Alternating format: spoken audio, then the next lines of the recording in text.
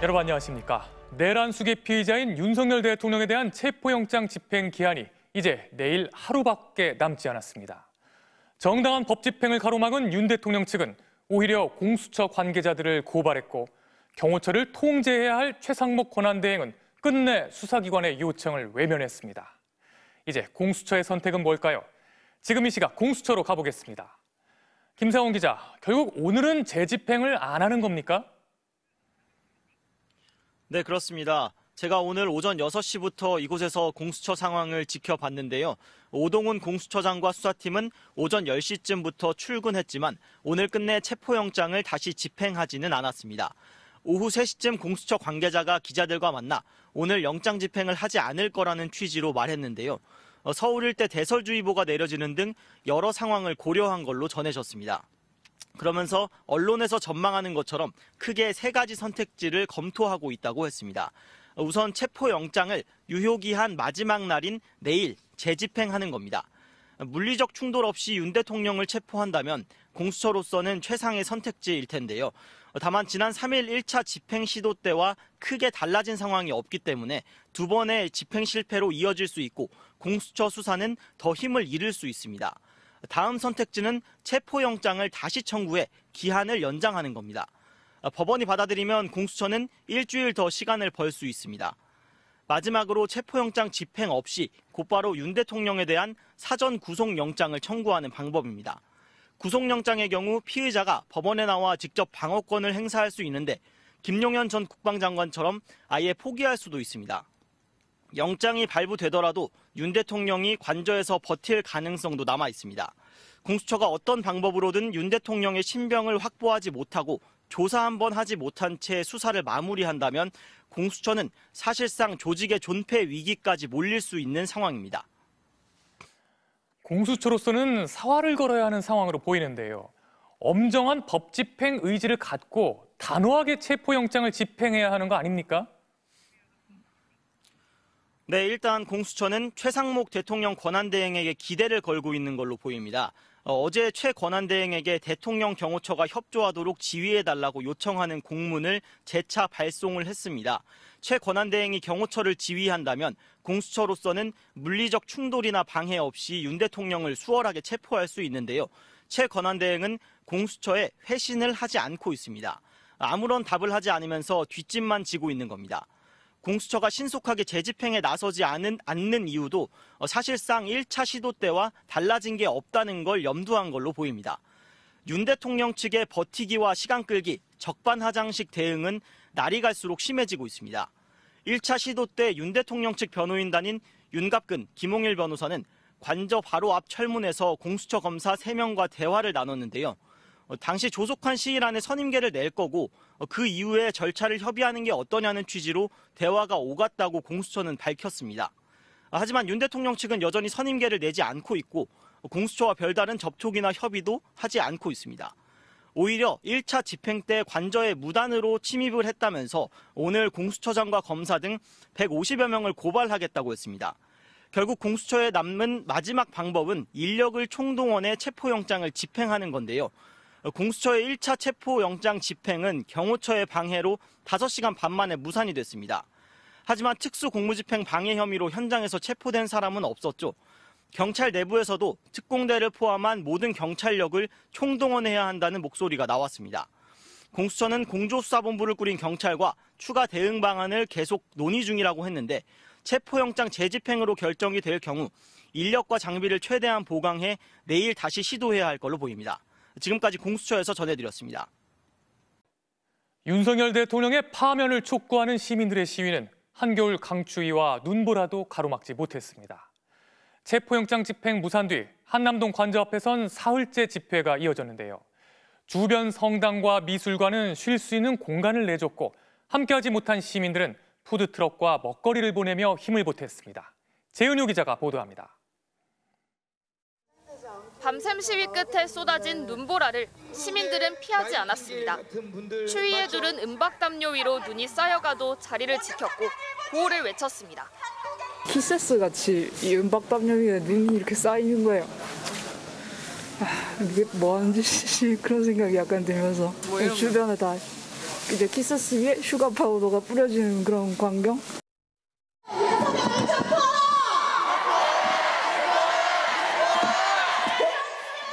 체포영장 집행이 실패한 뒤 시민들은 한남동 관저 앞으로 옮겨왔고 밤을 꼬박 새웠습니다. 경호원이 500명이 있으면은 1000명, 1000명 데리고 들어왔어야지. 120명 갖고 뭔 윤 대통령 어떻게 체포를 합니까? 내란 보면 체포해야 되는 게 많잖아요. 그게 국민이 바라는 거잖아요. 여의도 탄핵 안가결을 이끌었던 주역들도 응원봉과 함께 옮겨왔습니다. 응원봉을 들고 2030 여성들이 모이기 시작한 것에서 시작이 되었는데 또 연대하고 싶다라는 뭐 그런 마음이 커지니까 두려움이나 추위가 점점 잊혀가더라고요. 낮 시간에도 계속해서 눈이 내리고 있는데요. 시민들은 여전히 밖에서 윤석열 대통령을 체포하라고 외치고 있습니다. 분노의 목소리는 더 커졌습니다. 이제는 더 이상 참을 수 없습니다. 국민을 외면하고 책임을 다하지 않는 윤석열 대통령을 우리는 강력히 파면해야 합니다. 혼자서 따뜻한 방에서 온수도 전기도 와이파이도 안 끊긴 채로 사니까 얼마나 억울해요. 제발 좀 빨리 내려와가지고 자기의 죄를 인정했으면 좋겠습니다. 근처 성당과 미술관은 잠시나마 몸을 녹일 공간과 화장실을 흔쾌히 내어줬습니다. 함께하지 못한 시민들은 이번에도 한남동 관저 앞으로 따뜻한 차와 먹거리를 보내왔습니다. 홍차나. 카페 계속 나눠주시는 분들 정말 많으셨고, 그리고 김밥도 하나 받았거든요. 그래서 저녁을 못 먹었는데 집회 계속 있느라 근데 김밥 먹고 정말 많은 힘을 낼 수 있었던 것 같습니다. 아예 푸드트럭을 보낸 시민도 있습니다. 배고프면 더 춥잖아요. 그래도 먹으니까 따뜻하고 좋네요. 부부가 왔는데요. 나오니까 좋네요. 그냥 마음이 좀 튀어요. 답답했는데. 이른바 키세스 시위대로 이름 붙여진 시민들은 체포영장 집행 시한인 내일까지 이곳을 떠나지 않을 계획입니다. MBC 뉴스 재은유입니다. 그런데 오늘 박종준 경호처장이 갑자기 체포 방해를 정당화하는 입장문을 발표했습니다. 그런데 어떻게 발표했는지 아십니까? 마치 본인이 대단한 주인공이라도 된 듯한 5분 가까이 되는 영상 입장문이었습니다. 이 영상 곧바로 보수단체 집회에서 상영돼 환호가 터져나왔습니다. 박종준 경호처장, 국회의원에 2번이나 출마했다 떨어진 사람인데요. 무슨 생각일까요? 홍인표 기자가 보도합니다. 지난 3일 고위공직자범죄수사처에 윤석열 대통령 체포영장 집행을 막은 박종준 대통령 경호처장이 현재 상황에 대한 입장을 발표했습니다. 대통령의 절대 안전 확보를 존재 가치로 삼는 대통령 경호처가 응한다는 것은 대통령 경호를 포기하는 것이자 직무유기라고 판단하였습니다. 박 처장은 무작정 수사기관의 법 집행을 방해하려는 게 아니라고 주장했습니다. 공수처의 수사권과 영장의 위법 논란이 불거졌다며 공수처 검사에게 현직 대통령 신분과 대한민국 위상을 고려해 신중을 기해달라고 요청했다는 겁니다. 국가기관끼리 충돌하는 불행한 모습을 국민들께 더 이상 보여드려서는 안 됩니다. 경호처는 창설 이래 진보 보수 상관없이 역대 대통령을 지켜왔다고 주장하면서 특히 경호처가 개인 사병으로 전락했다는 모욕을 삼가달라, 수사기관은 대통령 명예와 국격을 지켜달라고도 요구했습니다. 정진석 대통령 비서실장도 돌연 경호처의 제1경호대상은 현재도 윤 대통령이라는 한 줄짜리 입장문을 내며 경호처를 거들었습니다. 평소 노출을 꺼리는 대통령 경호처가 현안에 대해 처장 명의의 입장문을 낸 것도, 그걸 경호처장이 직접 낭독한 영상까지 언론에 제공한 것도 모두 극히 이례적입니다. 영상이 제공된 지 채 10분이 되지 않아 이 영상은 서울 한남동 대통령 관저 앞 윤 대통령 지지자들 집회에서 상영됐습니다.